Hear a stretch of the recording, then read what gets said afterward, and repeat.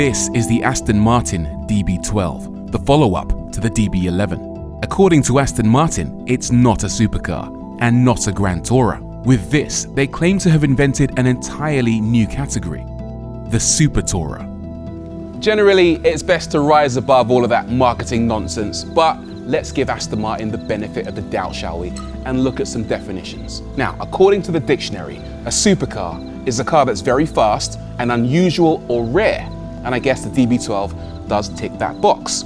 A Grand Tourer, meanwhile, is a car that's designed for high speed and long distances, and one that provides performance and luxury. So I guess it ticks that box as well. The question is though, does it tick those boxes well enough? To answer that, we need to see how the DB12 fares in different environments, assessing its credentials as a supercar, but not before taking it to a place befitting a Grand Tourer. Isola, on the Franco-Italian border, is the ideal place to finish any journey, but it's also not a bad place to begin with.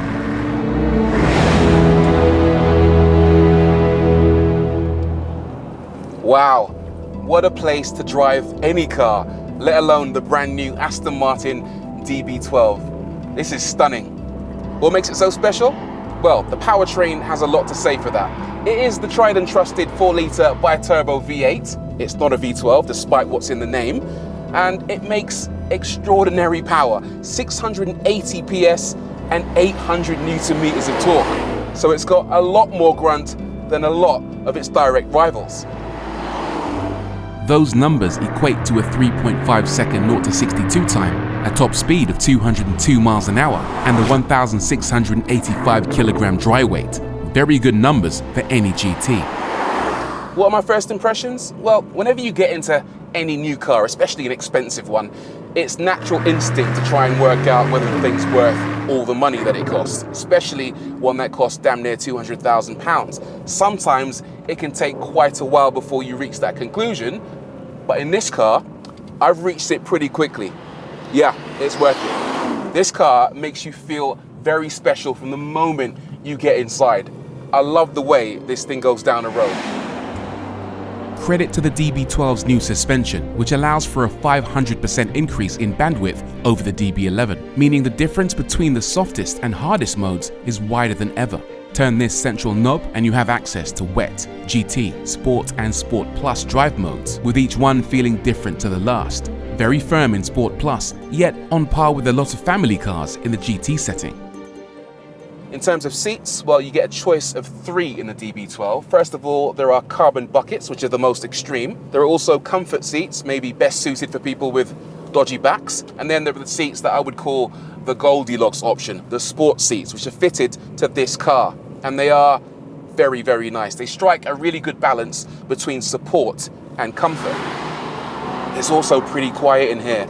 Part of that is down to insulation, obviously, the stuff you can't see, and also the stuff you can, including the double glazed windows. But some of it is also down to the tires. This is the first car I've ever driven that uses Michelin Pilot Sport 5S tires. Now, I'll talk a little bit more about the grip and the handling characteristics of the tire a bit later on. But one of the cool things about it is the sound deadening. Inside these tires, you have a polyurethane interior lining, which works as a sound deadening material to absorb about 20% of the road noise that would otherwise be entering the car. And I've got to say, it really works. The roads I'm on right now are pretty narrow in places, and they're perhaps not best suited for a car that's as big and as wide as this, but the DB12 is surprisingly easy to thread down the road. The steering is nice and light, and I've got fantastic visibility all around, both from the side mirrors and also the rear view mirror. I've also got to give massive credit to the stereo system in this car. It's the first Aston Martin to use a Bowers & Wilkins stereo, and it sounds tremendous. 1170 watts, 15 speakers, and what a sound. This, I think, is better than the stereos you get in the Ferrari Roma and the Bentley Continental GT.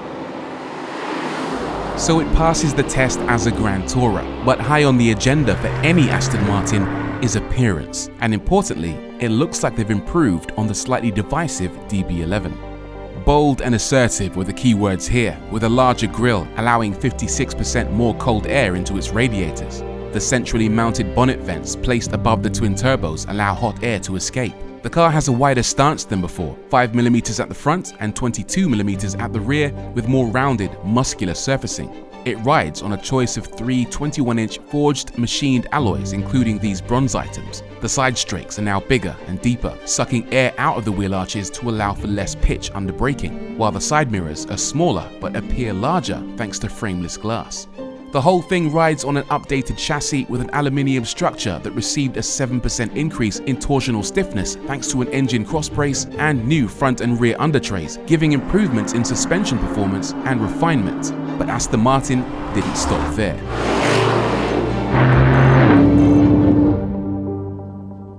The biggest improvements can be found on the inside of the DB12. Historically, Aston Martin build cars with interiors that don't quite match the price tag, but finally, they've got it right. They've absolutely nailed it. I love the look of this. The materials in this car have taken a big step up over previous generation Astons. This incredible looking tan leather contrasts so nicely with this darker leather, the stitching and the bright work that runs horizontally across the dashboard before bleeding into these doors, which also have carbon fiber and yet more leather. Fantastic job. Also, the steering wheel is an actual wheel. It wasn't on a DB11, it was a very strange shape, but finally it's a circle, which is very, very welcome. They've also moved the position of the shifter paddles. Previously, they were mounted on the steering column, but they now live on the steering wheel itself. That might help usability somewhat, but to me, if you're in an exotic car, you want to have your shifter paddles on the column because that just feels a little bit more classy. Other cool little touches, they've gotten rid of that silly motorized center console. Now you just lift the thing to access your phone and the 2 USB chargers. And they've also added a glove box, which wasn't actually the case on the DB11. Thanks, Aston. Now, technology. This is where they've stepped the game up massively. The car uses 2 10-inch touchscreens, one for the driver and one for the infotainment. Aston wanted to move away from what they describe as having a dashboard that looked like a toaster with a piece of bread sticking out for an infotainment system, and they've integrated it quite neatly into what they call the waterfall area of the center console, and it looks really, really nice. It isn't quite as flashy as the screen you get in the Bentley Continental GT, but it looks great. It's very responsive and also high resolution and also easy to use as well. So congratulations again to Aston Martin for stepping their game up in an area where they really needed to. I'm going to stop kissing their backside for a second now and point out some things that I don't like with the interior. First of all, they've got these lovely physical controls for the volume and for the aircon, which is all well and good, but they've still got these 2 little capacitive buttons for adjusting the heated and cooled seats. And they're right in a place where you naturally rest your palm to access the screen. So you accidentally always turn on the heated seat when you use the touchscreen. And you only realize until 5 minutes into your journey when your backside's on fire. That is a bit of a no-no. Also, these vents, they look pretty good and they're easy to move around. But what I found is that in my driving position, it doesn't blow air towards my face, neither in the center or on the left-hand side. Instead, it blows the air over my shoulders, which to me is next to useless. That to me should be adjusted. Come on, Aston. So it's a good GT, has great looks, and finally technology that seems to warrant the price tag. But what about the supercar side of this so-called super tourer?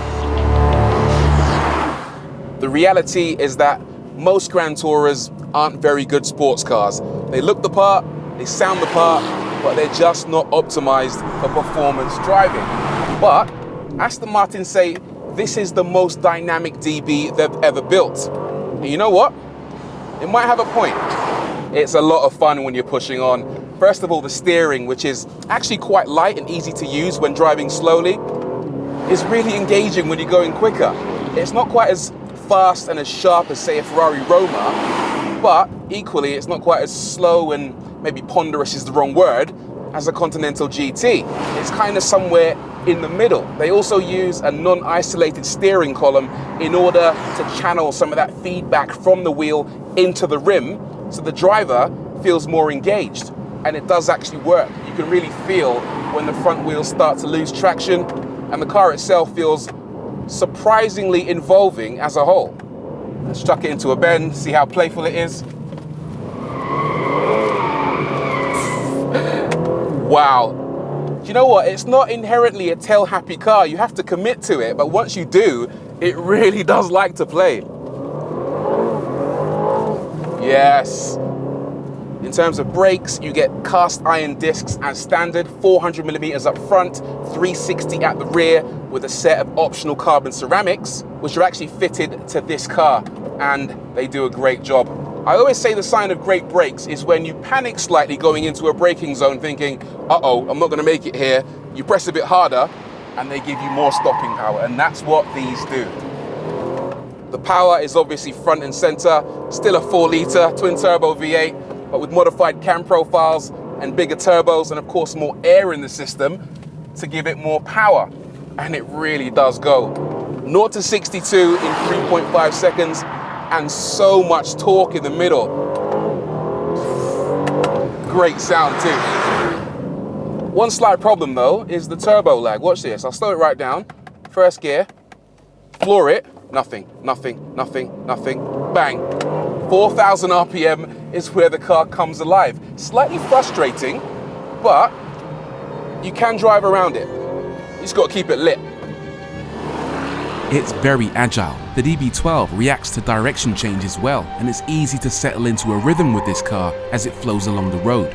Being front mid-engine, there's good weight distribution, 48% front, 51% rear, and good overall weight, 1,800 kilograms or so with people and fluids. Less than a Bentley, more than a Roma. In the corners, grip and traction is mighty. These Michelin Pilot Sport 5S tyres feeling impressive under all circumstances. The car also has an electronic rear differential linked to the electronic stability control system, which can go from 100% locked to fully open in a matter of milliseconds. The DB12 delivers exactly where we'd expect it to deliver in terms of the looks and that raw emotional connection that these cars can give to a driver. Where Aston Martin maybe haven't delivered over the years is with that final few percent that really makes a driver think, this is the car I want to own. But with the DB12, they've finally done it. They've delivered the gorgeous looks, the amazing driving dynamics, and that extra layer of gloss that separates the great from the good. The DB12 is fantastic.